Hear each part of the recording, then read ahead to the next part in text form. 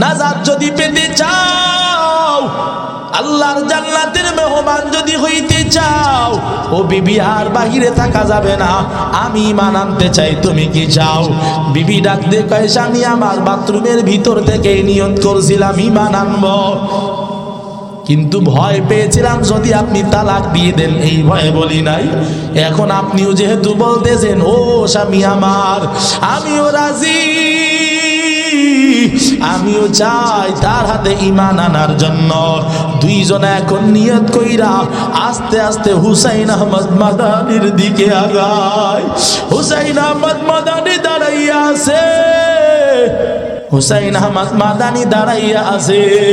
এক পর্যায়ে দম্পতি আগাইয়া মাদানির সামনে আইসা মাথা দুইটা নিচু করিয়া আল্লাহর বান্দা হুসাইন আহমদ মাদানিরে ডাক দিয়ে দিয়ে কয়, হুজুর ভুল হয়ে গেছে, বুঝতে পারি নাই, আপনার বদনাম করেছি,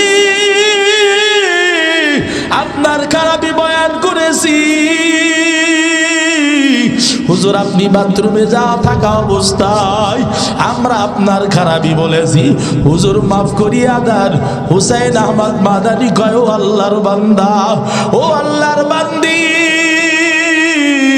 তোমাদের সব কথা আমি বাথরুম থেকে শুনছি।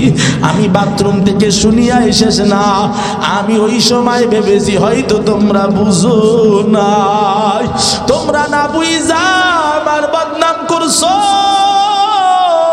আমি বাথরুমের ভিতর থাকিয়া তোমাদেরকে আমি মাফ করিয়া দিয়েছি। দম্পতি ডাক দিয়ে কয়, হুজুর মাফ যেহেতু করিয়াই দিয়েছেন, আর আপনার ধর্মের বাইরে থাকতে চায় না। দুইটা হাত বাড়াইয়া কয়, হুজুর ঈমান আনতে চাই, কালিমা পড়াইয়া দেন, কালিমা পইরা মুসলমান হইতে যায়।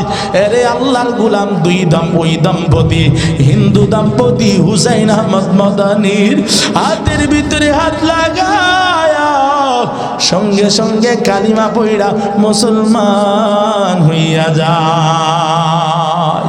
কিসের কারণে? বলে সময়ের হেফাজত। সময়ের হেফাজত করিয়া বাথরুম পরিষ্কার করছে, এর দ্বারাও ওই সময়টা কাজে লেগে গেছে। বিসমিল্লাহির রাহমানির রহিম।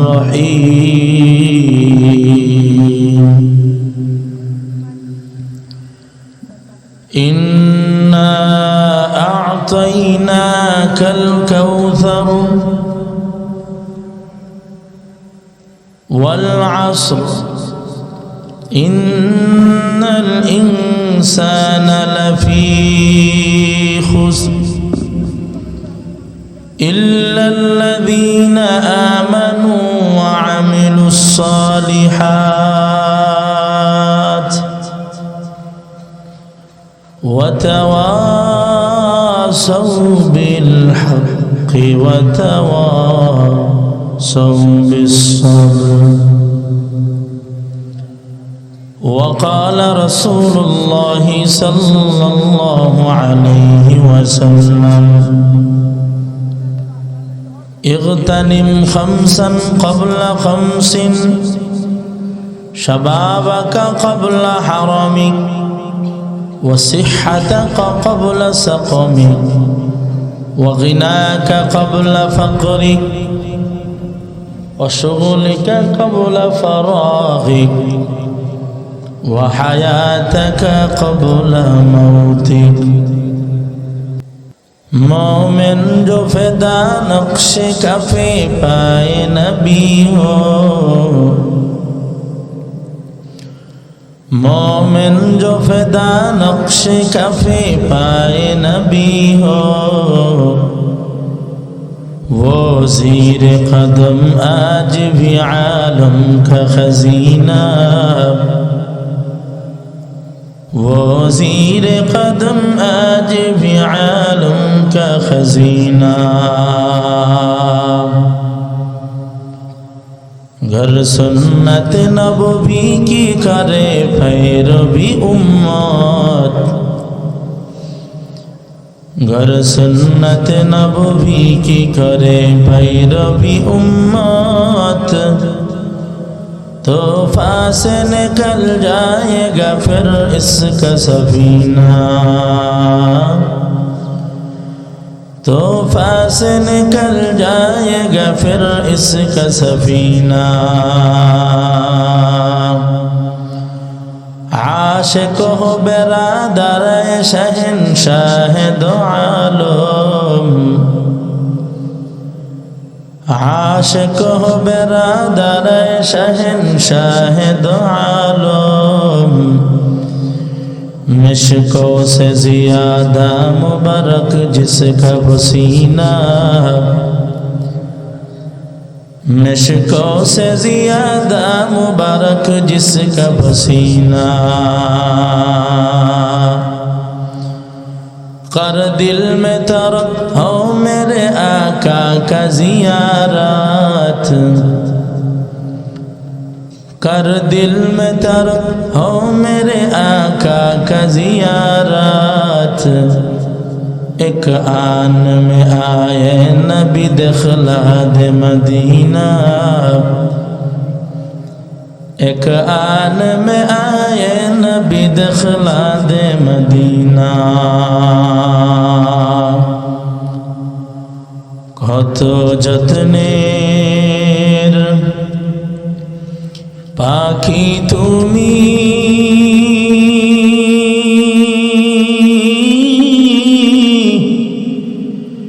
কাজল বারণ টিয়া,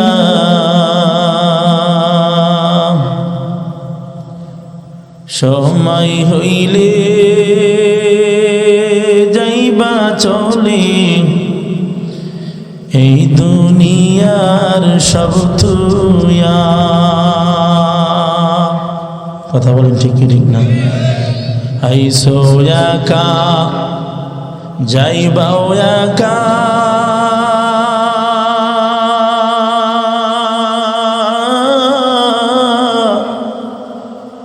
সঙ্গে কেহ যাবে না।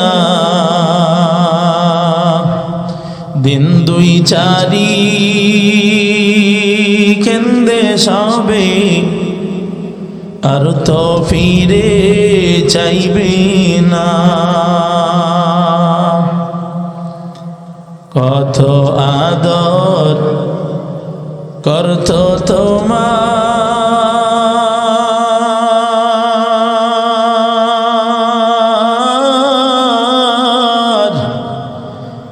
এই দুনিয়ার সব জনে সবাই মিলিয়া রাখবে তোমার বাড়ির নামার গোরস্থানে। আত্মীয় স্বজন আসবে সবে,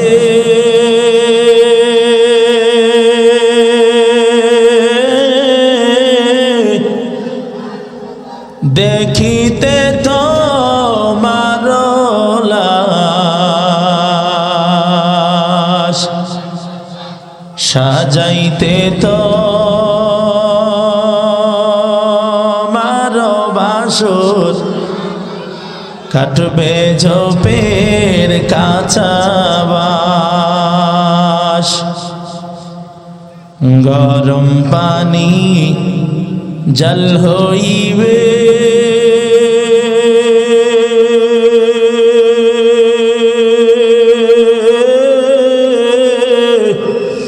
ওরে গোসলের লাগিয়া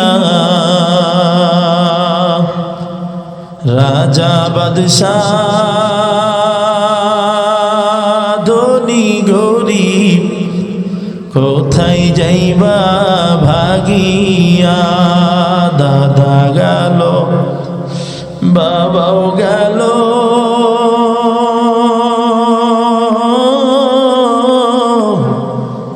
কেউ তো ফিরে এলো না। একই পথে যাইতে হবে কেউ তো ফিরে আসবো না। والسماء ذات البروج واليوم الموعود والسماء والطارق وما أدراك ما الطارق والشمس وضحاها والقمر إذا تلاها والضحى والليل إذا سجى والفجر وليال عشر والشفع والوتر ويل لكل همزة لمزة الذي جمع مالا وعددا والتين والزيتون وطور سينين وهذا البلد الأمين والعصر আল্লাহ পাক রব্বুল আলামিন এই রকম ভাবে কসম করেছেন। তিনের শপথ, জাইতুনের শপথ, সকাল সন্ধ্যার শপথ, রাতের শপথ, দিনের শপথ, এই রকম শপথ করতে করতে করতে করতে আল্লাহ পাক রব্বুল আলামিন সূরা আসরের ভিতরেও শপথ করলেন। ওয়াল আসর, আসর বড় দামি সম্পদ। আসরের কসম আল্লাহ করেছেন। মুফাসসিরিন ইকরাম আসরের জবাব দেয়, আসরুন শব্দের দুইটা অর্থ। সূরা আসরকে কেন আসর বলে নামকরণ করা হইল? মুফাসসিরিন ইকরাম বলেন, এই সূরার ভিতরে আসর শব্দটা আছে। আসর শব্দটা থাকার কারণে এই সূরার নাম করা হলো সূরা আসর। আর আসরুন শব্দের দুইটা অর্থ। এক নাম্বার অর্থ, আসরুন শব্দের অর্থ হলো আসরের নামাজ। দুই নাম্বার, আসরুন শব্দের অর্থ হলো সময়।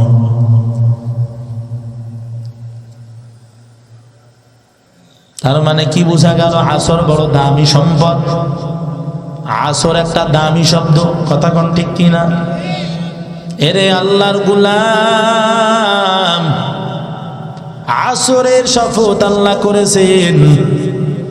তার মানে আসর একটা দামি একটা শব্দ।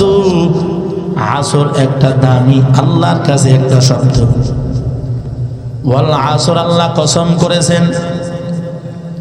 দুনিয়ার মানুষকে বুঝাইতে চেয়েছেন, ও দুনিয়ার মানুষ, আমি আল্লাহর কাছে এই আসর বড় দামি। আসর যেহেতু দামি, আসরের নামাজটাও বড় দামি। আসরের নামাজ বড় দামি নামাজ। আল্লাহর একদল ফেরেশতারা এই জমিনের ভিতরে ডিউটি পালন করে। শুধু একদল না, দুই দল। একদল ফেরেশতারা দিনে ডিউটি পালন করে, আর এক ফেরেশতারা রাতে পালন করে। দিনের শেষ ভাগের নামাজ হলো আসরের নামাজ। আসরের নামাজের পরে আর কোনো নামাজ নাই। আছে নাকি দিনের নামাজ? দিনের বেলার নামাজ আছে। দিনের শেষ ভাগের নামাজ হলো আসরের নামাজ। রাত্রের শেষ ভাগের নামাজ হলো ফজরের নামাজ। এই দুইটা নামাজ হলো নামাজের সরদার। যারা এই দুই ওয়াক্ত নামাজের হেফাজত করবে, এরা দামি উম্মত, এরা সরদার বান্দা। আমার আল্লাহর কাছে এরা বড় দামি। যেই ফেরেশতারা দিনের ডিউটি রাতের ডিউটি পালন করে, রাতের ডিউটি পালন করনেওয়ালা ওই ফেরেশতারা যেই বান্দা ফজরের নামাজ আদায় করিয়া নেয়, রাতের ডিউটি করনেওয়ালা ফেরেশতারা তাদের ব্যাপারে মন্তব্য এমন করেন, দিনের ডিউটি পালন করতে আসা ফেরেশতাদেরকে ডাক দেয়, ডাক দিয়া দিয়া কয়, ও দিনের ডিউটি পালন করনেওয়ালা ফেরেশতারা, এই বান্দারে ফজরের নামাজে পাইলাম, এই বান্দা বড় ভালো, এই বান্দা বড় দামি বান্দা, আল্লাহর কাছে দামি, আমরাও তার সুকল্যাণ তার জন্য কামনা করি। ও ফেরেশতারা, আপনারাও তার জন্য ভালো রিপোর্ট আমরাও যেমন দিই আপনারাও দিয়েন। অনুরূপ ভাবে যেই বান্দা আসরের নামাজ পড়তে যায়, আসরের নামাজ পড়ার পর দিনের ডিউটি পালন করনেওয়ালা ফেরেশতারা যখন চলে যায়, রাতের ডিউটি পালন করনেওয়ালা ফেরেশতা তাদেরকে ডাক দিয়ে দিয়ে কয়, ও রাতের ডিউটি করনেওয়ালা ফেরেশতা ভাই, এই বান্দাটা বড় ভালো, এই বান্দা বড় দামি বান্দা, আসরের নামাজ নিজে জামাতের সাথে আদায় করছে, আমরা দেখছি। সুতরাং আমরা তার কল্যাণ কামনা করি, আপনারাও তার কল্যাণ কামনা করিলেন। আসরের নামাজ পড়ার কারণে আল্লাহর কাছে দামি হয়ে যায়, ফেরেশতাদের দোয়া পেয়ে যায়। এরে আল্লাহর গোলাম, এই জন্য আসরের নামাজের বড় দাম। আমরাও যারা আসরের নামাজ পড়ব, আমাদের দাম বাড়াইয়া দিবেন কে? আল্লাহ আল্লাহ ক্যা মুবারক নাম হ্যায়, আল্লাহ আল্লাহ আশিকু কা কাম হ্যায়। ইজ্জত বানের মালিক কে? আরো জোরে বলেন কে? হাজার চেষ্টা করবেন, আমার আল্লাহ যদি ইজ্জত না দেয়, আপনার চেষ্টার দ্বারা কখনো ইজ্জত আশা করা যায় না। ওয়া তুইজ্জু মান তাশা ওয়া তুযিল্লু মান তাশা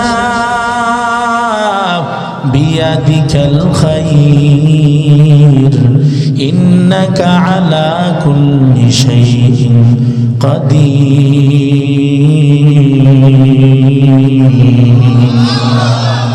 কালামে জিন্দা কুরআনে হাকিম, হিকমতে ও লা ইয়াজাল সাতু কাদিম, জামিউল ইলম ফিল কুরআনে হাকিম, হিকমতে ও লা ইয়াজাল সাতু কাদিম।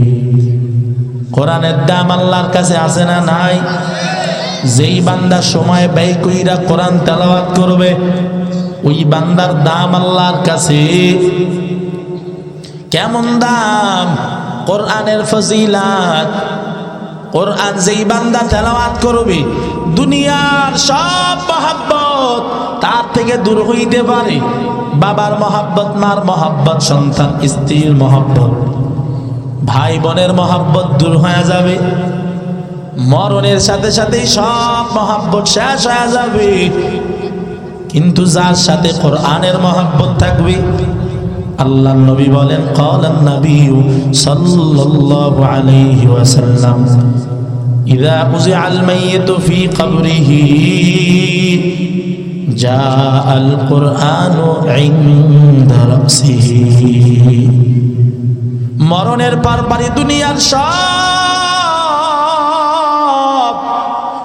মহব্বত দূর হয়ে যাবে, কোন মহব্বত সাথে যাবে না। কিন্তু যার সাথে কোরআনের মহব্বত থাকবে, কোরআন তার মাথার পাশে চলে যাবে, কোরআন তার মাথার পাশে হাজির হয়ে যাবে। কবরে রেখে সব আত্মীয়রা বিদায়, কিন্তু কোরআন বিদায় হবে না, বরং মাথার পাশে গিয়ে হাজির হয়ে যাবে। মুনকার নাকির ফেরেশতারা যখন আসবে, কোরআন বলতে থাকবে, না না, আজকে জবাব দিতে দেব না, আজকে কোনো জবাব তুমি আজকে আশা করতে পারো না, তার থেকে জবাব আমরা দিব। প্রশ্ন যদি করতে চাও আমাদের কাছে, আমার কাছে করো, আমি কোরআন আজকে জবাব দিয়ে দিব। দুনিয়ার ভিতরে আমারে বড় মহাব্বত করছিল। ও কৃষক ভাইয়েরা, যুবক ভাইয়েরা, ও বৃদ্ধ বাবা, ও পর্দার অন্তরালার মা বোনেরা, কোরআনের একটা ছোট্ট সূরা কেউ যদি কেউ মহাব্বত করতে পারে, উলামা একরাম, আমার উস্তাদের জবান থেকে শোনা কথা, কোন ছোট্ট একটা সূরা কেউ যদি মহাব্বত কইরা আল্লাহর বান্দা বিদায় নিতে পারে, ওই ছোট্ট সূরাটাই তার জন্য সুপারিশকারী। বেশি লম্বা বড় সূরার দরকার নাই। সূরা ইখলাস পারেন, ইখলাসের আমল করেন, হাঁটতে চলতে ফিরতে বসতে ঘুমাইতে সব সময় সূরা ইখলাসের তেলাওয়াত করেন। ওযু লাগবে না, বিনা ওযুতেও তেলাওয়াত করা যায়, তবে কোরআন ধরা যায় না। ঠিক কি ঠিক না? এরে আল্লাহর গোলাম, বাথরুম বাদে অন্যান্য সব জায়গায় খাইতে খামারে কাজ করবেন, সূরা ইখলাসের তেলাওয়াত করতে পারবেন। সূরা আসর মুখস্থ আছে, আসরের তেলাওয়াত করতে পারবেন। যেই বান্দা মহাব্বত নিয়ে পড়বে, ওরে দুনিয়ার সব মহাব্বত তার থেকে ভাগবে, কিন্তু এই সূরার মহাব্বত যাবে না। কবরের ভিতরে তার সাথেই চলে যাবে। যেই বান্দা সূরা আসরকে মহাব্বত করতে পারবে, আল্লাহর কাছে অনুমতি আনো, কোরআন হাজির হয়ে গেছে। প্রশ্ন এখন করতে হলে হয় কোরআনকে মাইনাস করতে হবে, নচেত আমি কোরআন থাকতে বান্দার কাছে কোনো প্রশ্ন করা যাবে না। আপনার জন্য যদি এইরকম কোরআনের একটা ছোট সূরা আপনার জন্য যদি সুপারিশকারী হইয়া যায়, এরে আল্লাহর গোলাম, কপাল তো বড় ভালো, আপনার কপালটা বড় ভালো হইয়া যাবে।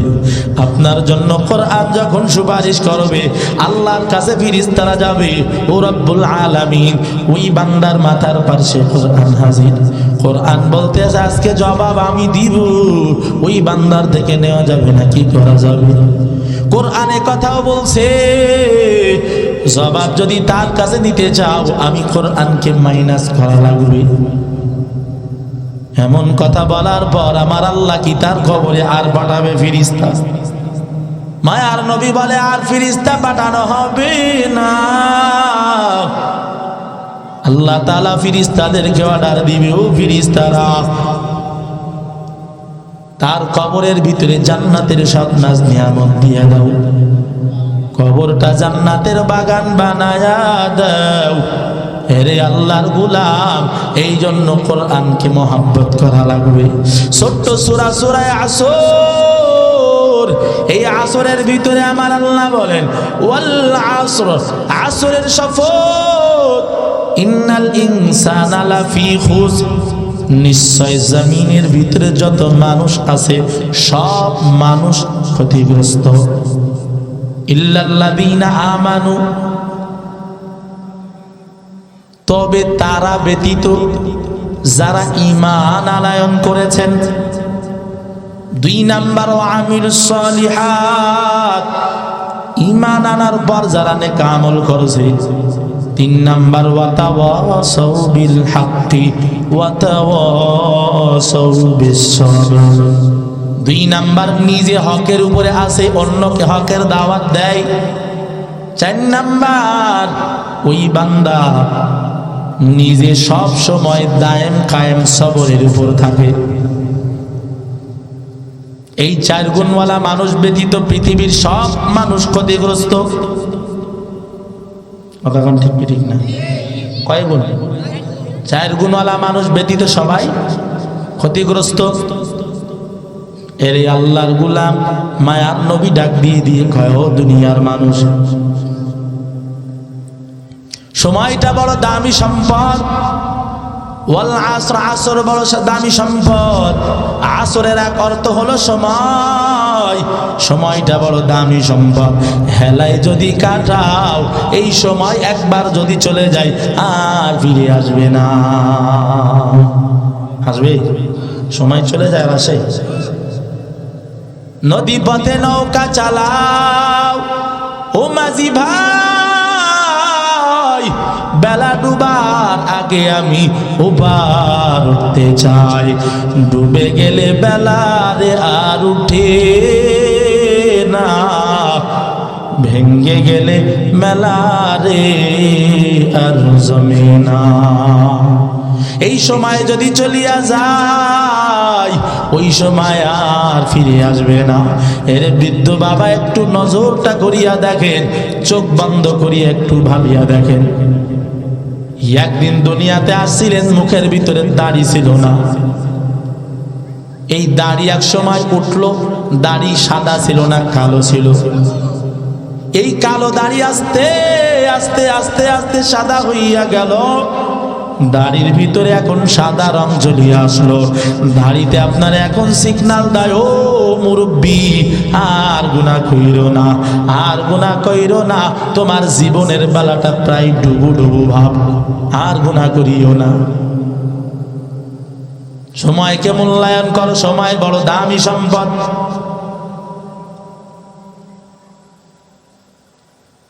মুল্লা জামি রহমাতুল্লাহ আলাইহি উনি বলেন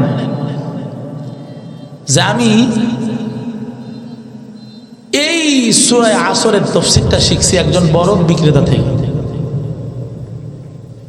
আমি বাজারে গেলাম, যাইয়া দেখি এক বরফ বিক্রেতা বাজারের মধ্যে বরফ বিক্রি করতেছে, আর জোরে জোরে চিল্লায় চিল্লায় বলতেছে, ইরহামু মাইয়াযুবু রাসু মালিহি, হে বাজারের মানুষ আমার উপর রহম করো, বরফ কিনিয়া নাও, কারণ আমার মূলধন গলে যায়। মূলধন যদি গলে যায় ওই মানুষের আর চালান বাজে না। কথা কোন ঠিক কি ঠিক না? বরফ বাহিরে রাখলে গলে যায় না, সুন্দর থাকে, গলে।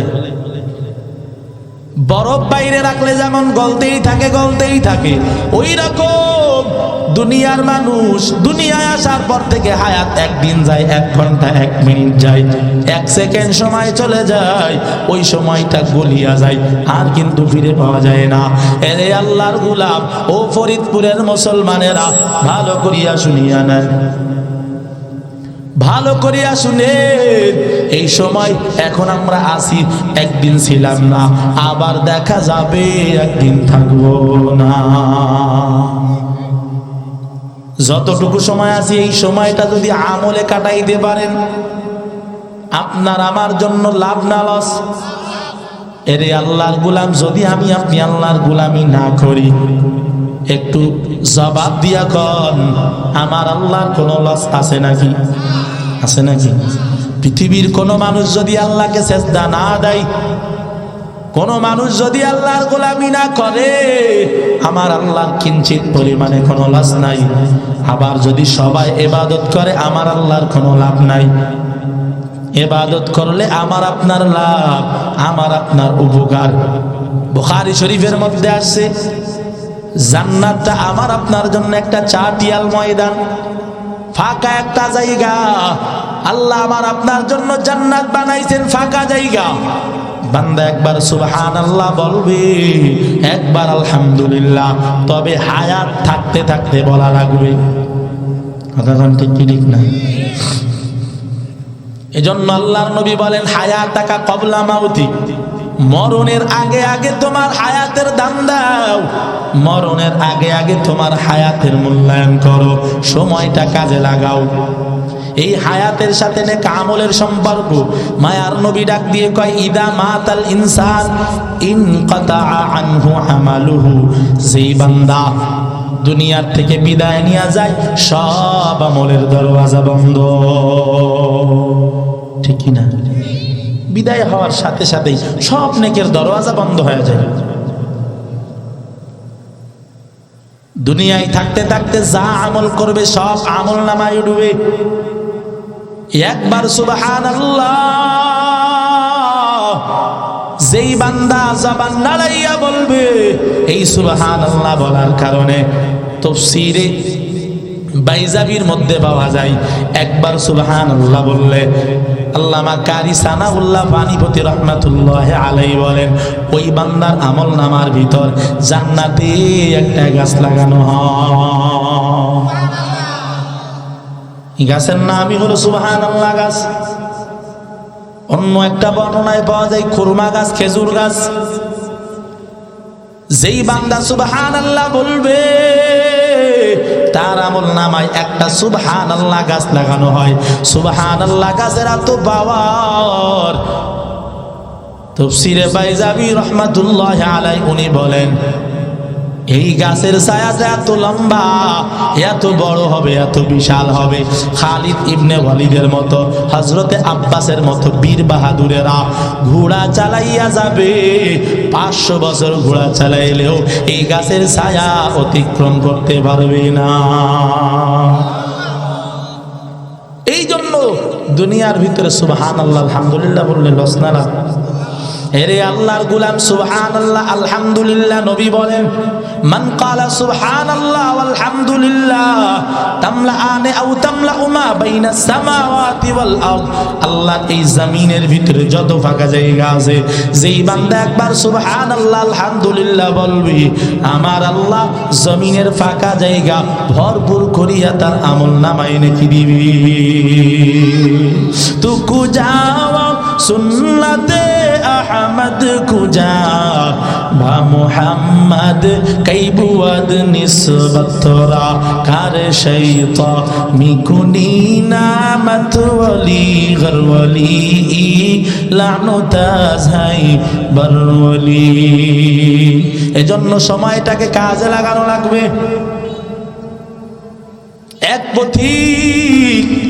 এক পথিক ভাই আল্লাহর বান্দা রাস্তা দিয়ে হেঁটে যায়, সময় কেমন দামি সম্পদ বোঝানোর জন্য বলি। এক পথিক রাস্তা দিয়ে হেঁটে যায়, হঠাৎ করে আল্লাহর বান্দা নজর গেছে একটা কবরস্থান রাস্তার পাশে, অনেক বড় কবরস্থান।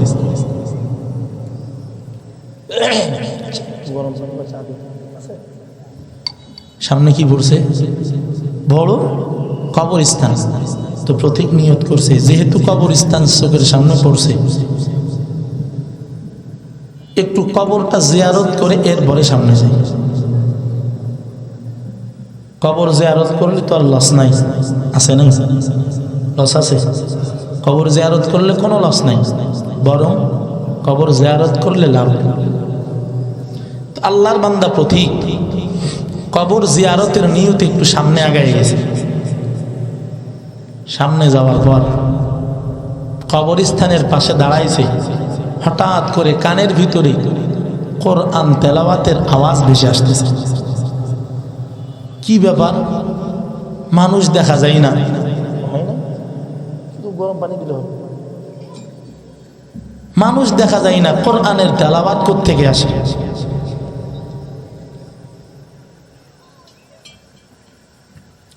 আল্লাহর বান্দা এইরকম ভাবে এদিক ওদিকে খালি তাকায়, কোরআন তেলাওয়াতের আওয়াজ কোত্থেকে আসে?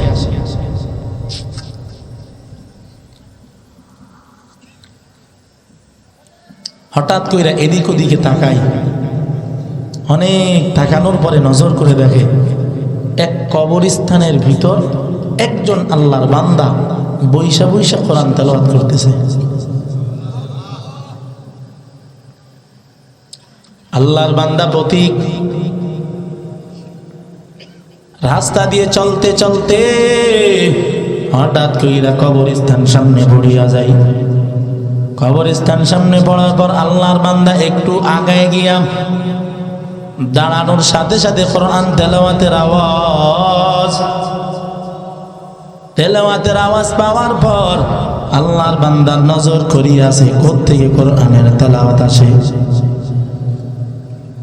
নজর করার পর আল্লাহর বান্দা তাকাইয়া দেখে একজন কবরের ভিতরে বইসা বইসা এক আল্লাহর বান্দা তেলাওয়াত করতেছে। প্রতি কবরওয়ালাকে ডাক দিয়া কবরস্থানের ওই আল্লাহর বান্দাকে ডাক দিয়া কয়, ও আল্লাহর বান্দা, আপনার কি ঘর নাই? আপনার কি বাড়ি নাই? মসজিদ মাদ্রাসা কি নাই? কোরআন তেলাওয়াতের জন্য ঘর আছে, মসজিদ মাদ্রাসা আছে, এখানে বৈশা তেলাওয়াত করা যায়। আপনি ওখানে না যাইয়া কবরস্থানে কেন আসলেন? কবরস্থানে কেন আসলেন? কবরস্থানে আসার কারণটা কি বলো?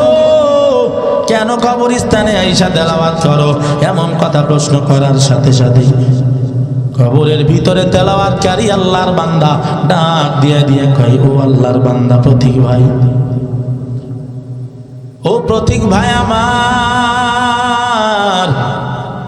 আমার ঘরও ছিল, আমার বাড়িও ছিল, মসজিদ মাদ্রাসা সব ছিল, এখন কি হয়েছে? বলে এখন আমার আর কিছুই নাই। কেন নাই? বলে দীর্ঘ বছর আগে 3টা কাপড় পরায়া 3টা বাঁধন লাগাইয়া আমার আত্মীয়রা এই কবরস্থানে রেখে গেছে। তার মানে কি মৃত না জীবিত? প্রতীক ডাক দেখায়, আপনি তো মৃত মানুষ, এরপরেও কেন কোরআনের তেলাওয়াত করেন? আল্লাহর বান্দা কবরওয়ালা ডাক দিয়া কয়, ও প্রতীক ভাই আমার শুনিয়া নেন, ও প্রতীক ভাই, আমি দুনিয়ার ভিতরে থাকতে থাকতে আমার আল্লাহর কাছে আমি আবদার করেছিলাম, আল্লাহকে বলেছিলাম, দয়ার মালিক, দুনিয়াতে তো চিরদিন আপনি আমাকে রাখবেন না, বিদায় হয়ে যাব, আমি আপনার কোরআনকে বড় মহব্বত করি, আমি কোরআনকে বড় ভালোবাসি, ও আল্লাহ আমি সময় পাইলেই কোরআন তেলাওয়াত করি, আপনার কালামের তেলাওয়াত করি, কোরআনকে আমি বড় ভালোবাসি, আমার কলিজা দিয়ে মহব্বত করি, ও আল্লাহ আমি বিদায় নেওয়ার পর কিছুই আপনার কাছে চাই না, আমি শুধু আপনার কাছে একটা আরজি জানাই, আমার মরণের পরেও যেন আমি কালামের তেলাওয়াত করতে পারি। এই একটা দরখাস্ত আমি আল্লাহর কাছে করেছিলাম। আমার আল্লাহ কোরআনে জানাইছেন, উদউনি আস্তাজিব লাকুম, বান্দা আমাকে ডাক দিবে, আমার কাছে বলবে, আমি আল্লাহ বান্দার ডাকে সাড়া দিব। আমি দুনিয়াতেই থাকতে থাকতে আল্লাহর কাছে আরজি জানাইছিলাম, ও আল্লাহ মরণের পরে যেন কোরআনের তেলাওয়াত করতে পারি, আমি মরণের পর থেকে এই আল্লাহ আমার একটা সুযোগ করে দিয়েছে। আর আমরা সুযোগ পাইলেই কি করি? রামবোট খেলা করি, কেউ বা লুডুর আড্ডায়, কেউ বা জুয়ার আড্ডায়, নারীবাজ, ফাঁকিবাজ আছে না?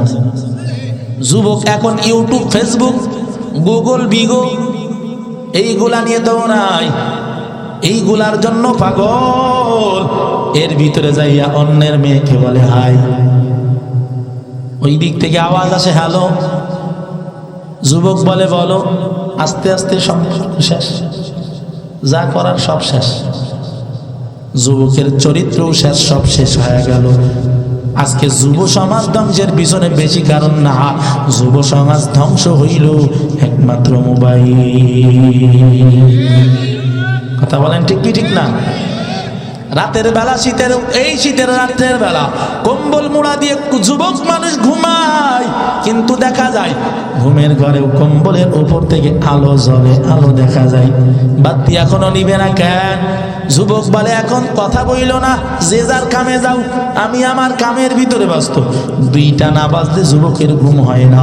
এরে আল্লাহর গোলাম, 2টার সময় ঘুমাইতে যায়, আবার দেখা যায় আল্লাহর বান্দা ফজর হইয়া যায়, এরপরে টের পাই না। 10টার সময় ঘুম থেকে উঠে আসে না নাই?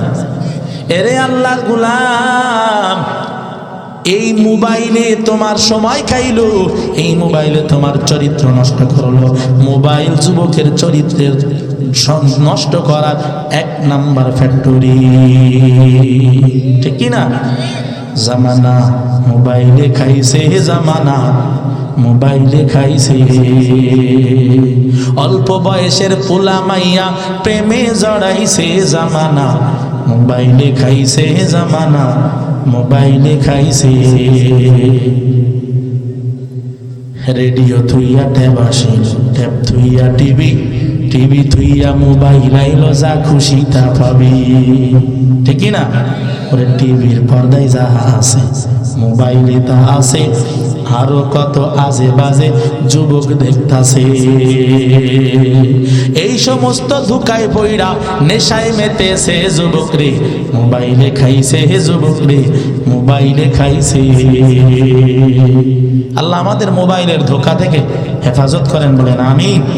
আর জোরে বলেন আমিন। তো কি বলতেছিলাম, আমাদের লুডুর আড্ডায় তাসের আড্ডায় সময় কেটে যায়, অথচ পূর্বেকার যারা ছিলেন মুরব্বী, আমাদের আকাবিরিন যারা ছিলেন, আমাদের আবওয়াবে আজদাদ মুরব্বী উলামা একরাম, তারা সময়কে তালাশ করতেন, কেমনে একটু সময় পাবো, কেমনে একটু নেক আমল করতে পারবে। তারা সময় তালাশ করতেন নেক আমল করার জন্য, আর আমরা সময় তালাশ করি আকাম করার জন্য। রমজানুল মুবারকে রোজা রাখছে দাদাই, সহ্য করতে পারে না, সামনে রমজান আসতেছে। এ ফরিদপুরের মুসলমানেরা, আমি কাউকে কষ্ট দেওয়ার জন্য বলি না, শুধু সতর্কতামূলক বলি। আমার নিজের সামনেই ঘটনা এমন হয়েছে, এক মুরব্বী দাদা রোজা রাখছে, অবর বেলায় গিয়া আর রোজার কষ্ট সহ্য করতে পারে না। আল্লাহর বান্দা এখন নাতিদেরকে ডাক দেয়, ও নাতিরা আইসা যাও, একটু একটু লুডু খেলি। কি কয়? একটু লুডু খেলি। লুডু খেলে সময় কাটাই, একটু লুডু খেললে সময় চলে যাবে। এরে আল্লাহর গোলাম অনেকেই তাস খেলে। আমি ডাক দিয়ে বললাম, ও ভাই, আপনি রোজা রাইখা তাস খেলা কেন করেন? আল্লাহর বান্দা ডাক দিয়ে কয়, হুজুর আমি তো আর খানা তো কিছু খাই না, রোজা ভাঙবে তো খানা খাইলে। আপনারাই তো বলছেন রোজা ভাঙ্গের কারণ দুইটি, এক নাম্বার যদি এইরকম আকাম কইরা ফেলাই, দুই নাম্বার কিছু খাইলে। আমি তো খাইও নাই, আকামও করি নাই। কথা বুঝছেন? ইচ্ছাকৃত আকাম করা আর যদি কিছু খেয়ে ফেলা ইচ্ছাকৃত, তাহলে কি হবে? রোজা ভেঙ্গে যাবে। হুজুর আমি তো কিছু খাই নাই, আমি তো পান করি নাই, কিছুই করি নাই। এইটা তো হাত দ্বারা খেলতেছি, তাস খেলা করতেছি, সময় যাই না, কষ্ট পাই। এত কষ্টের কারণে আমি তাস খেলা শুরু করেছি। কেউ বা লুডু খেলা, সময় কাটাই, সময় যায় না। অথচ কাসেম নানতুবি রাহমাতুল্লাহ আলাইহি,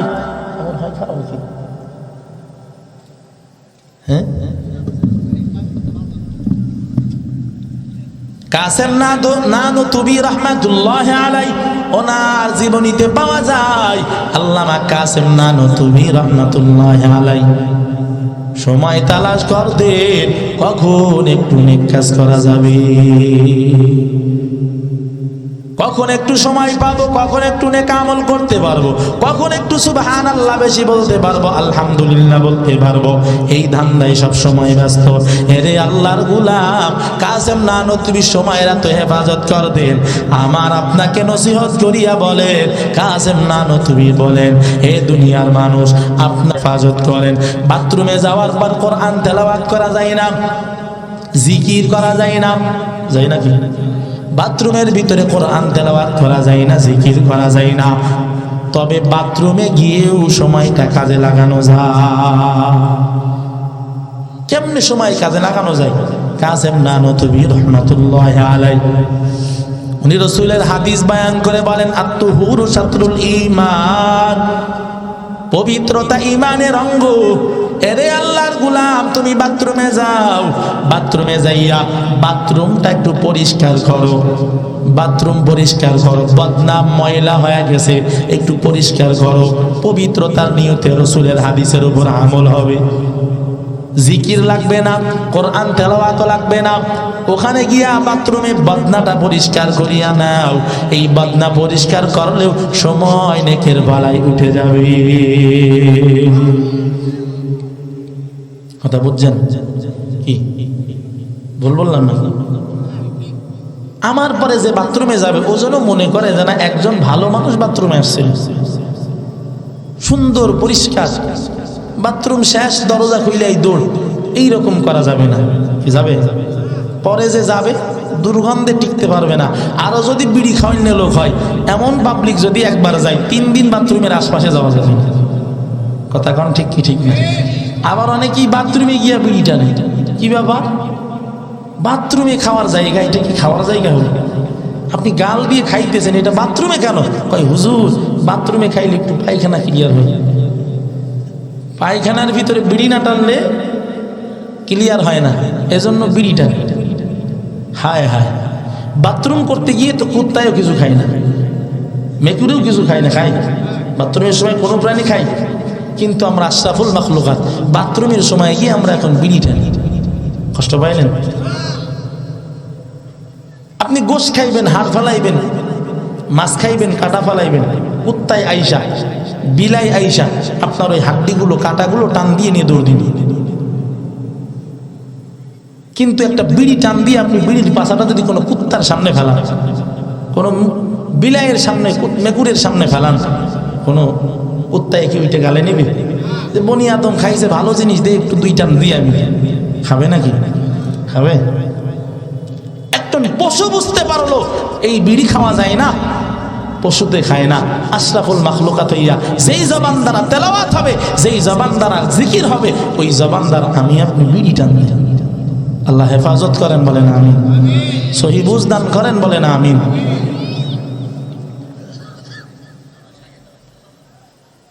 হ্যাঁ, যাই হোক, কি বলছিলাম? এজন্য সময়ের মূল্যায়ন আমরা বুঝি না, আমরা সময়কে হেফাজত করি না। অথচ মুরব্বীদের জীবনে যারা সময়কে কাজে লাগাইছে, হাজার হাজার বেঈমান আইসা হাতে হাত রেখে ইমানদার হয়ে গেছে। হুসাইন আহমদ মাদানির কথা আপনারা শুনছেন না? শুনেন নাই? শুনছেন? নাম শুনছেন? আওলাদে রাসূল হুসাইন আহমদ মাদানি রহমাতুল্লাহ আলাইহি, ওনার জীবনীতে পাইলাম হুসাইন আহমদ মাদানি রহমতুল্লাহ আলাইহি সফরের উদ্দেশ্যে ঘর থেকে বের হইছে। রেল স্টেশনে আইসা আল্লাহর বান্দা ট্রেনের জন্য অপেক্ষমান দাঁড়াইয়া আছে। হঠাৎ কইরা হিন্দু দম্পতি, নবদম্পতি, হিন্দু দম্পতির নারীটা বাথরুমের বেগ ধরছে, দৌড়ায় যাইয়া বাথরুমের দরওয়াজায় ভিতরে ঢুকছে, সঙ্গে সঙ্গে আবার বের হয়ে চলে আসছে। সময় দাঁড়ায় নাই, একটু সময় দাঁড়াইতে পারে নাই। কি ব্যাপার? হুসাইন আহমদ মাদানি দূর থেকে নজর করে দেখলেন মহিলাটা ভিতরে ঢুকছে, আবার বের হয়ে চলে আসলো। কারণটা কি? আল্লাহর বান্দা হুসাইন আহমদ মাদানি রহমাতুল্লাহ আলাইহি আস্তে আস্তে বাথরুমের দিকে রওয়ানা। বাথরুমের দিকে আইসা বাথরুমে ঢুইকা নজর করে দেখে বাথরুমের অবস্থা এত বেকায়দা। ঘরের বাথরুম একটু ভালো হয়, সরকারি বাথরুম যদি হয় রেল স্টেশনের বাথরুম আরো বেকায়দা। এরে আল্লাহর গোলামেরা, হুসাইন আহমদ মাদানি ওই সময় বাথরুমে ঢুইকা দেখে বেকায়দা অবস্থা, এজন্য নারীটা দাঁড়াইতে পারে নাই। এক পর্যায়ে হুসাইন আহমদ মাদানি ওই বাথরুমের ভিতর যখন ঢুকছে, ওই হিন্দু দম্পতি বাথরুমের দরওয়াজার সামনে দাঁড়াইয়া হুসাইন আহমদ মাদানির বদনাম শুরু করছে। হুজুরদের রুচি কত খারাপ, যেখানে আমরা দাঁড়াইতে পারি না, হুজুর ঢুকছে বের হতে চাই না। বাথরুম করার জন্য ঢুকছে, বাথরুম করার জন্য ঢুকে নাই। এরে আল্লাহর গোলাম, হুসাইন আহমদ মাদানি বাথরুমের ভিতরে ঢুইকা কানে আওয়াজ পায় বাহির থেকে বদনাম, বাহির থেকে খারাপ আওয়াজ। হুজুরদের দোষের অভাব নাই, যদি হয় হুজুর আরো মসজিদের ইমাম, আরো বেশি বদনাম। এলাকার মানুষ তো কেমন জানি তারে সিসি ক্যামেরা ফিট, প্রত্যেকটা চোখ তার জন্য সিসি ক্যামেরা। কথা কন ঠিক কি ঠিক না?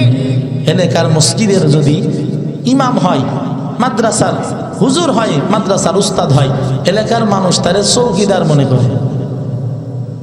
এরে আল্লাহর গোলাম, দেখা যায় কোন হুজুর যদি রাস্তা দিয়ে হেঁটে যায়, একটু দ্রুত যায়, ডাক দেখায়, দেখছো হুজুরের পেটে টান ধরছে, কোথায় মনে হয় বড় দাওয়াত পাইছে, এই জন্য দৌড়ায়। আবার যদি আসতে যায় বলে শালা খাইছে জম্মের খাওয়া, এই জন্য নড়তে পারে না। আবার যদি মাথাটা নিচের দিকে দিয়ে যায়, ডাক দিয়ে কয় বড় সুফি সাপ, এ সুফি মাথার নিচের দিকে দিলে কি হবে, লুচ্চার রাজা। আবার যদি এদিক ওদিকে একটু তাকায়, ওই সময় ডাক দিয়ে কয় হুজুরের নজর ভালো না। তখন ঠিক ঠিক না, হুজুরের দোষের অভাব আছে। তো এই জামানা, এটা তো শুধু এই জামানার রেওয়াজ না, এটা পূর্বেকার জামানায় এমন ছিল, হুজুরদের বদনাম করত। তবে পাবলিক একটা জিনিস খুব ভালো, সেই বিষয়টা হলো হুজুরদের বদনাম করুক আর যা বলুক, হুজুররা যখন কোনো কথা বলে পাবলিক ওইটা বিশ্বাস করে নেয়, অবিশ্বাস করে না। কথা কোন ঠিক কি ঠিক না? এরে আল্লাহর গোলাম হুসাইন আহমদ মাদানী রহমাতুল্লাহ আলাইহি সেম ভাবে যখন বাথরুমের ভিতরে ঢুকছে, বদনাম চলতেছে, হঠাৎ কইরা বাথরুমের থেকে যখন বের হইয়া আল্লাহর বান্দিরে ডাক দিছে। হিন্দু দম্পতির কাছে যাইয়া বলে, কি ব্যাপার, আপনারা দেখলাম বাথরুমে ঢুকতে, আপনি আবার বের হয়ে আসলেন, কারণটা কি? মিসকি হাসি দিয়া কয়, দেখছো হুজুর নিজে ঢুইকা আমার কাছে জিজ্ঞাসা করে বাথরুমের অবস্থা এত খারাপ, যার কারণে আমি একটু সময় দাঁড়াইতে পারি না। ডাক দিয়ে বলতেছে, ও বোন, আপনি যে বাথরুমের অবস্থা যেমন দেখছেন, একটু মেহেরবানি করে এখন কি একটু দেখে আসেন তো, খারাপ না ভালো? কি কয়, একটু দেখে আসেন, ভালো না খারাপ, ভালো না খারাপ একটু দেখেন। ওই যে হুজুরদের কথা একটু বিশ্বাস আছে, হিন্দু যদিও বিশ্বাস করছে, দেখি না কি অবস্থা। আস্তে আস্তে আস্তে আস্তে হাঁটতে হাঁটতে হাঁটতে হাঁটতে বাথরুমের কিনারায় যখন গেছে, দরওয়াজার সামনে দাঁড়াইছে। দরওয়াজার সামনে দাঁড়ানোর সাথে সাথে নাকের ভিতরে সুঘ্রাণ। কি ব্যাপার, বাথরুমের থেকে তো একটু আগে দুর্গন্ধ, এখন কেন সুঘ্রাণ? ভিতরের দিকে যখন নজর করছে, ভিতরের যখন ঢুকছে, বাথরুমটা একেবারে নিট এন্ড ক্লিন, কোনো ময়লা নাই, দুর্গন্ধ নাই, এখন সুঘ্রাণ। আল্লাহর বান্দি বাথরুমের দরওয়াজা লাগায়া দুই চোখের পানি ছেড়ে কান্না শুরু করছে, হায় হায়, কার বদনামে এতক্ষণ করলাম? ওই মানুষটা তো নিজে বাথরুম করার জন্য ঢুকে নাই, আমি বাথরুম করতে আসছিলাম, দাঁড়াইতে পারি নাই। আল্লাহর বান্দা তো এই জন্য বাথরুমে ঢুকছিল, আমার জন্য পরিষ্কার করতে। অথচ তার বিরুদ্ধে কত খারাপ, স্বামী আর আমি মিলে কত খারাপ কথা বললাম। হায় হায়, মানুষটার মতো এত ভালো মানুষ আল্লাহর জমিনে একজন নাই। আল্লাহর বান্দি বাথরুমে বইসা বইসা চোখের পানি ছেড়ে কান্না করে। এক পর্যায়ে বাথরুম থেকে বের হইছে, চোখের ভিতরে পানি। স্বামী স্ত্রীর দিকে তাকাইয়া আছে, ও বিবি আমার, কি ব্যাপার, বাথরুম থেকে বের হও, চোখের ভিতরে কেন পানি দেখা যায়? ও বিবি, তুমি কেন কান্না করো বলো, বিবি তোমার চোখের পানি কেন দেখা যায়? বিবি ডাক দিয়ে কয়, রে স্বামী আমার, যেই মানুষটার বদনাম আমরা দাঁড়াইয়া দাঁড়াইয়া করলাম, যেই মানুষের খারাপি বয়ান করলাম, ওই মানুষটা এত ভালো, এত ভালো, ওই বাথরুমের ভিতরে নিজে বাথরুম করতে যায় নাই, ওই বাথরুমটা এত অপরিষ্কার, এত খারাপ, এই বাথরুমে আমি দাঁড়াইতেও পারি নাই। আল্লাহর বান্দা বাথরুমের ভিতরে ঢুইকা বাথরুম পরিষ্কার কইরা আমার জন্য উপযোগী কইরা এরপরে বের হয়ে আসে। ও স্বামী আমার, এই মানুষটার মতো ভালো মানুষ দুনিয়াতে নাই। স্বামী শোনার সাথে সাথে ডাক দিয়ে কয়, বিবি আমার, এমন মানুষ তো আমিও জিন্দেগিতে দেখি নাই। ও বিবি, ওই মানুষটা কিন্তু আমাদের ধর্মের কোনো মানুষও না, ও মুসলমান ধর্মের মানুষ। এর আদর্শ যদি এত সুন্দর হয়, নাজাত যদি পেতে চাও, আল্লাহর জান্নাতের মেহমান যদি হইতে চাও, ও বিবি আর বাহিরে থাকা যাবে না, আমি ঈমান আনতে চাই, তুমি কি চাও? বিবি ডাক দিয়ে কয়, স্বামী আমার, বাথরুমের ভিতর থেকে নিয়ত করছিলাম ঈমান আনবো, কিন্তু ভয় পেয়েছিলাম যদি আপনি তালাক দিয়ে দেন, এই ভয়ে বলি নাই। এখন আপনিও যেহেতু বলতেছেন, ও স্বামী আমার, আমিও রাজি, আমিও চাই তার হাতে ঈমান আনার জন্য। দুইজনে এখন নিয়ত কইরা আস্তে আস্তে হুসাইন আহমদ মাদানির দিকে আগায়। হুসাইন আহমদ মাদানি দাঁড়াইয়া আছে, হুসাইন আহমদ মাদানি দাঁড়াইয়া আছে। এক পর্যায়ে দম্পতি আগাইয়া মাদানির সামনে আইসা মাথা দুইটা নিচু করিয়া আল্লাহর বান্দা হুসাইন আহমদ মাদানিরে ডাক দিয়ে দিয়ে কয়, হুজুর, ভুল হয়ে গেছে, বুঝতে পারি নাই, আপনার বদনাম করেছি, আপনার খারাপি বয়ান করেছি, হুজুর আপনি বাথরুমে যাওয়া থাকা অবস্থায় আমরা আপনার খারাপই বলেছি, হুজুর মাফ করিয়া দেন। হুসাইন আহমদ মাদানী কয়, ও আল্লাহর বান্দা, ও আল্লাহর বান্দি, তোমাদের সব কথা আমি বাথরুম থেকে শুনছি। আমি বাথরুম থেকে শুনিয়া শেষ না, আমি ওই সময় ভেবেছি হয়তো তোমরা বুঝো নাই, তোমরা না বুঝা আমার বদনাম করছো। আমি বাথরুমের ভিতর থাকিয়া তোমাদেরকে আমি মাফ করিয়া দিয়েছি।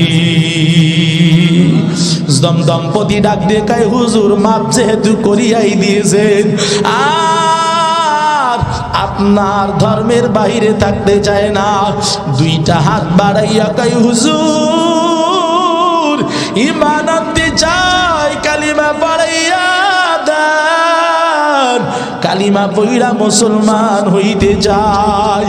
এরে আল্লাহর গোলাম দুই দম ওই দম্পতি, হিন্দু দম্পতি হুসাইন আহমদ মাদানীর হাতের ভিতরে হাত লাগায়া সঙ্গে সঙ্গে কালিমা পইড়া মুসলমান হইয়া যায়। কিসের কারণে? বলে সময়ের হেফাজত। সময়ের হেফাজত করিয়া বাথরুম পরিষ্কার করছে, এর দ্বারাও ওই সময়টা কাজে লেগে গেছে। এরে আল্লাহর গোলামেরা, ওই প্রতীক ভাই কবরস্থানের, মনে আছে তো, কবরস্থানের ওই আল্লাহর বান্দাকে ডাক দিয়া দিয়া কয়, ও কবরওয়ালা ভাই, আপনি কবরের ভিতরে কয় বছর হয় তেলাওয়াত করেন বলেন? আল্লাহর বান্দা কবরওয়ালা ডাক দিয়া কয়, এই কবরের ভিতর আমি 450 বছর কোরআনের তেলাওয়াত করি। আপনারা যেমন সুবহানাল্লাহ বলিয়া ফেলাইলেন, ওই সময় সঙ্গে সঙ্গে ওই প্রতীক সুবহানাল্লাহ বলিয়া ফেলাইল।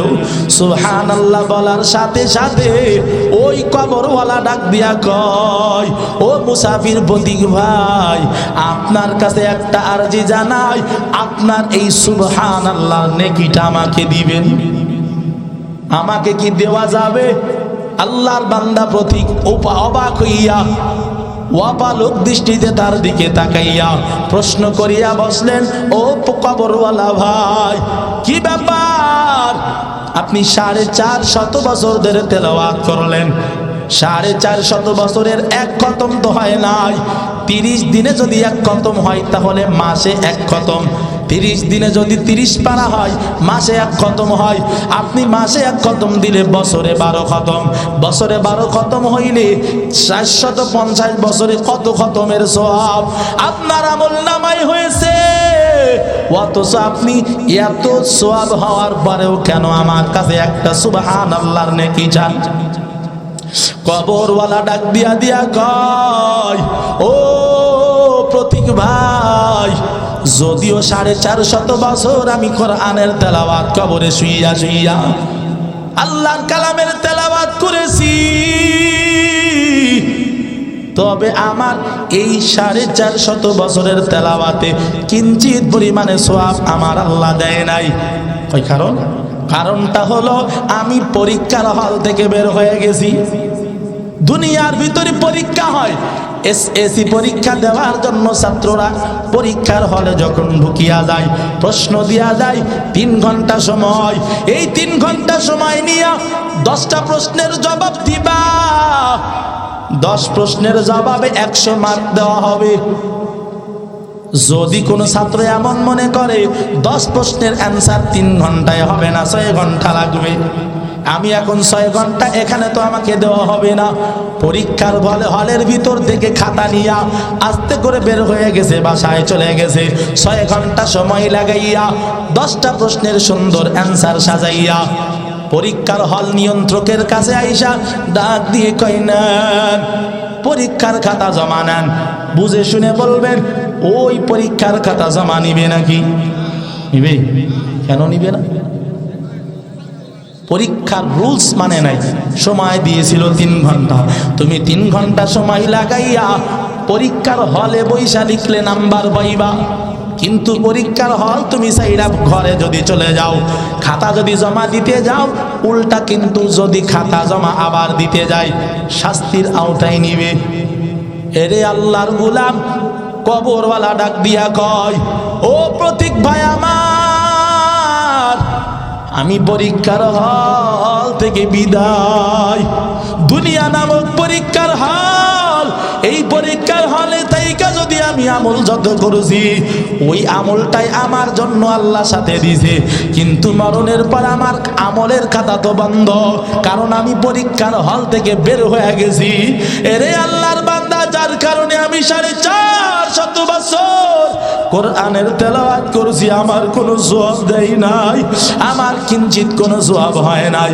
এরে আল্লাহর বান্দারা, এক পর্যায়ে অবস্থা এমন, আল্লাহর বান্দা ওই 450 বছরের আমল আমার কাছে কিছুই না, আমাকে কোনো জবাব দেওয়া হয় নাই। আল্লাহর বান্দা ডাক দিয়ে দিয়ে বলতেছে, ও প্রতীক ভাই, কবরওয়ালা বলতেছে, প্রতীক ভাই শুনিয়া নাও, আমার 450 বছরের কোরআন তেলাওয়াতে একটুও সওয়াব আল্লাহ দেয় নাই, কিন্তু তুমি এখনো পরীক্ষার হলে আছো, যার কারণে তুমি আমার কথা শুই না একবার সুবহানাল্লাহ বলেছো, তোমার একবার সুবহানাল্লাহ আমার আল্লাহ খুশি হইয়া এত নেকি তোমাকে দান করেছে, যেই নেকি নেওয়ার জন্য আসমান থেকে শয়ে শয়ে ফেরেশতা নাজিল হইয়া তোমার নেকিগুলো বহন করার জন্য পাগল। এরে আল্লাহর গোলামেরা, এই দুনিয়ার ভিতরে সময় কাজে লাগাইতে যদি পারেন, কবরওয়ালা ডাক দিয়ে দিয়ে বলতেছে, ওই তোমার এক সুবহানাল্লাহ এত নেকি দিয়েছে, অথচ আমার 450 বছরের কোরআন তেলাওয়াতে নেকি নাই, এজন্য তোমার কাছে বলতেছি ওই নেকিটা আমাকে দাও। এরে আল্লাহর গোলামেরা, কবরওয়ালা বুঝাইলো দুনিয়ার হায়াতের বড় দাম।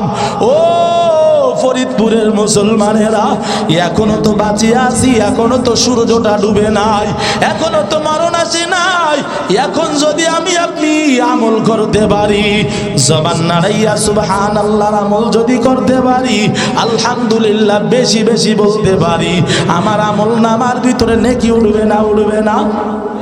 আরো জোরে বলেন। এরে আল্লাহর গোলাম, অথচ একটুখানি নেকের জন্য কবরের ভিতরে অনেক মানুষ ধরা পড়ে যাবে, ঠিক কি ঠিক না? একটুখানি নেকের তরে রোজ হাসরের মাঠেতে বাবা ঘুরবে ছেলের পিছে, ছেলে বাবার আগেতে। আহা তেমন কঠিন দিনেতে নসুল তোমায় ভুলবে না, ঠিক মতো পড়িলে নামাজ জান্নাত তোমার ঠিকানা। এই জন্য দুনিয়ায় থাকতে থাকতে নামাজ পড়ো, যারা নামাজ পড়ো না আজকের থেকে নিয়ত করো আর নামাজ ছাড়বো না, আর রোজা ছাড়বো না। সামনে রমজান আসতেছে, রমজানের রোজা রাখবো, টাইমটাকে সেট করিয়া ফেলার, রমজানের এই টাইমটা আমি কোরআন তেলাওয়াত করব। রমজানে একটা নফল ইবাদত করলে ফরজের সমান। এরে আল্লাহর গোলাম, একটা ফরজ ইবাদত করলে 70টা ফরজের সমান সওয়াব। এরে আল্লাহর গোলামেরা, এই জন্য রমজান সামনে আসতেছে, এই রমজানটা কাজে লাগান। সুবহানাল্লাহ, আলহামদুলিল্লাহ, এইগুলো হায়াত থাকতে থাকতে বলেন। এরে আল্লাহর গোলাম, রমজান সামনে আসতেছে, টাইমটা একটু ভাগ করিয়া ফেলান, তাকসিম করিয়া ফেলান। এই টাইম থেকে এই টাইম কোরআন পড়ব, এই টাইম থেকে এই টাইম জিকির করব, এই টাইম থেকে এই টাইম নামাজ পড়ব। এরে আল্লাহর গোলাম, টাইম সেট করিয়া আমলের চাকা ঘুরাও। এই রকম ঘুরাইতে পারলেই আমল নামা ভারী হবে। এরে আল্লাহর গোলামেরা, মায়ার নবীর কাছে জিবরিল আমিন আসলেন। জিবরিল আমিন আসার পর ডাক দিয়ে কয়, ও পয়গম্বর, 3 শ্রেণীর মানুষ ধ্বংস হোক। কয় শ্রেণীর? 3 শ্রেণীর মানুষ ধ্বংস হোক। 1 নাম্বার, যেই মানুষটা জীবদ্দশায় মা এবং বাবারে পাইল, খেদমত করিয়া দোয়া নিতে পারল না, ওই ব্যক্তি ধ্বংস হোক। 2 নাম্বার, ওই ব্যক্তি ধ্বংস হোক আপনার নাম নেওয়ার সাথে সাথে যেই বান্দা দুরুদের আমল করে না, সে ধ্বংস হোক। 3 নাম্বার, যেই বান্দা রমজানুল মুবারক পাইল, নিজের আমল নামার ভিতরে নেকি তুলতে পারলো না, গুনাহ মাফ করাইতে পারলো না, এই বান্দা ধ্বংস হোক। এরে আল্লাহর গোলাম, মায়ার নবী বললেন আমিন। ও নবীর উম্মতের দল, আমল। এই জন্য সামনে রমজান আসতেছে, আমল নামার গুনাহ মাফ করাইতে হবে, আমল নামাই নেকি তোলা লাগবে। এই নেকি যদি তুলতে চান ওই রমজানকে কাজে লাগান, সময়টাকে কাজে লাগাইয়েন। ও ব্যবসায়ী ভাইয়েরা, আল্লাহর নবী শিখাইছেন আল্লাহুম্মা বারিক লানা ফি রাজাব ওয়া শাবান ওয়া বাল্লিগনা রমাদান। মায়ার নবী শিখাইছে রমজানের আগ দিয়া 2 মাস আছে, রজব এবং শাবান। এই 2 মাসে আল্লাহর কাছে বরকত চাও, এই 2 মাসের বরকত চাইয়া, এই 2 মাসের বরকত নিয়া পরে আপনারা আগাইয়া যান। পরে যদি আগান রমজানটা একটু ফ্রি সময় পাবেন, 2 মাসে আল্লাহর কাছে বরকত চাইয়া নিবেন, রমজানে গিয়া আল্লাহর ইবাদত করবেন। অথচ আমাদের দেখা যায় এই 2 মাসে আমরা বরকত চাই না, রমজান যখন শুরু হয় ওই সময় বরকত নেওয়ার জন্য পাগল। কথা কন ঠিক কি ঠিক না? ব্যবসাদারেরা মনে করে এইটাই মনে হয় ব্যবসার সিজন, অথচ আমার মায়ার নবী ডাক দিয়ে কয় মুমিন ইমানদারের জন্য রমজান হলো সিজন। ইমান আমল মজবুত করা, আমল সঞ্চয় করার সিজন হলো রমজান। এরে আল্লাহর গোলামেরা, ও ব্যবসাদার ভাইয়েরা, যার কারণে হাজার কামাই করো, এই কামাইতে কোনো বরকত পাওয়া যায় না। কারণ একটা, আজাগাই চাইয়া ফেলাই, চাওয়ার দরকার রজব শাবান, আমি আপনি গিয়া চাই রমজান। কথা কান ঠিক কি ঠিক না?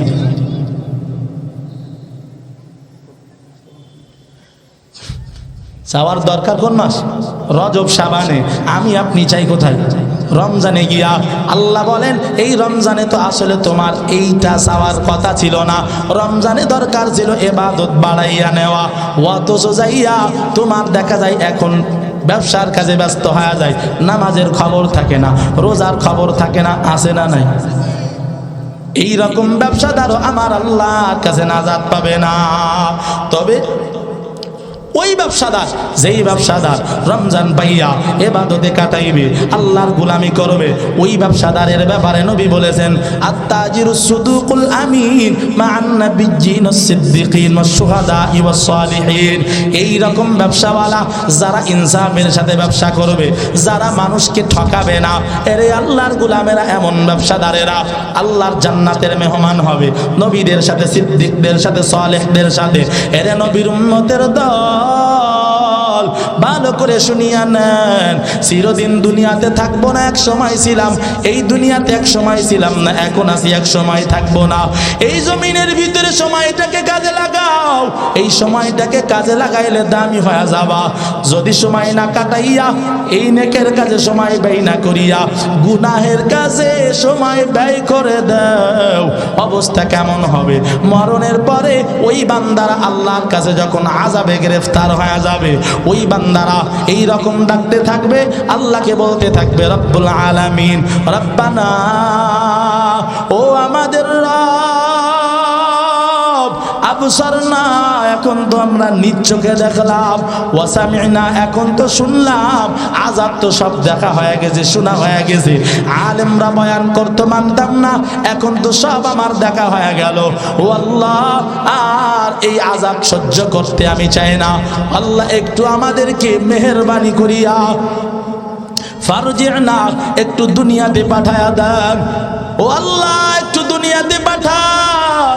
আল্লাহকে ডাক দিয়া বলবে আবসারনা ওয়া সামি'না ফারজি'না, একটু দুনিয়াতে পাঠায়া দেন। কই কি করবা?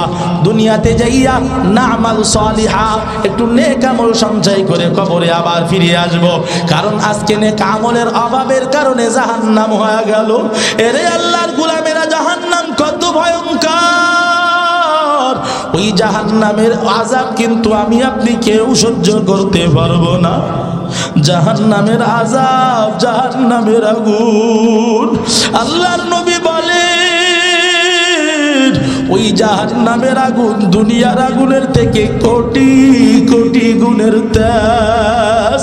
জাহান্নামের আগুন দুনিয়ার আগুনের ভিতরে কেমন বেশ কম। ওরে দুনিয়ার আগুন হাতে লাগলে হাত জ্বলে, পায়ে লাগলে পা জ্বলে, যে অঙ্গে লাগে ওই অঙ্গটাই জ্বলে। কিন্তু জাহান্নামের আগুন যার একটা বার গায়ে লেগে যাবে, এক অঙ্গে লাগার সাথে সাথে পুরা শরীরের গোশতগুলো মোমের মতো গলিয়া যাবে।